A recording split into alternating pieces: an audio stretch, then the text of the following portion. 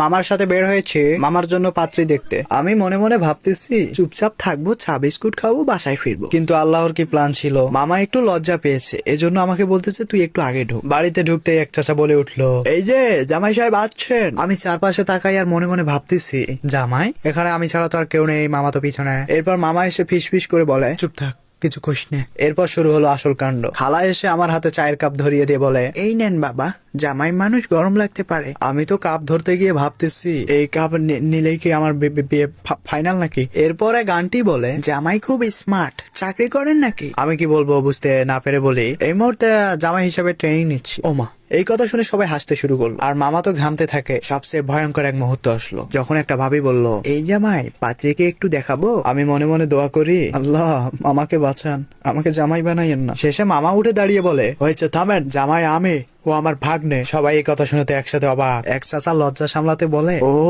তাহলে তো ভুল মানুষকে আদর করছি। বাসায় ফেরার সময় মামা বলে, ভাগ্নে আজ তুই বিয়ে না করেও জামাই হয়ে গেলি। আমি বলি, তবে চা বিস্কুট ফ্রি পাইছি, এটাই বড় সাফল্য।